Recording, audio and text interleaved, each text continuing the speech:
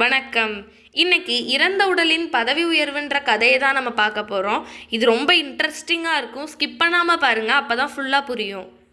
எப்போதும் அலுவலக வேலையை தவிர்த்து வந்த ஒரு ஊழியர் இருந்தார். ஆனால் முதலாளியை கவருவதில் மிகவும் திறமையானவர். முதலாளி கேட்ட அனைத்தையும் அவர் செய்தார், அலுவலக வேலை தவிர. முதலாளியின் மகனின் கல்லூரி கட்டணத்தை அவர் செலுத்தினார். தனது மகளுக்கு நடன உடை வாங்கினார். அவரது காரை சர்வீஸ் செய்தார். மேலும் அவரது மகனின் பள்ளி திட்டங்களையும் கூட முடித்தார். இதன் காரணமாக அவர் முதலாளியின் விருப்பமானவர். அவர் எப்போதுமே சரியான நேரத்தில் பதவி உயர்வுகளையும் சம்பள உயர்வையும் பெற்றார். அதே நேரத்தில் மற்ற ஊழியர்கள் கடினமாக உழைத்த பிறகும் திட்டப்பட்டனர். ஒரு நாள் முதலாளியின் தாய் இறந்துவிட்டார். அனைத்து ஊழியர்களும் சோகமான முகங்களுடன் தங்கள் சொந்த தாய் இறந்துவிட்டால் போல அவரது வீட்டிற்கு விரைந்தனர். ஆனால் எப்போதும் முதலாளிக்கு அருகில் இருந்த ஊழியர் காணவில்லை. அனைவரும் ஆச்சரியப்பட்டனர் மற்றும் அவர் எங்கே என்று யோசித்தனர். மற்ற ஊழியர்கள் அலங்கரிக்கப்பட்ட வாகனத்தை ஏற்பாடு செய்து முதலாளியின் தாயாரை தகன மைதானத்திற்கு அழைத்துச் சென்றனர். ஆனால் அவர்கள் அங்கு சென்றதும் மின்சார தகனத்திற்காக ஏற்கனவே காத்திருந்த 16 உடல்களை கண்டனர். ஒவ்வொரு உடலும் 1 மணி நேரம் ஆனது.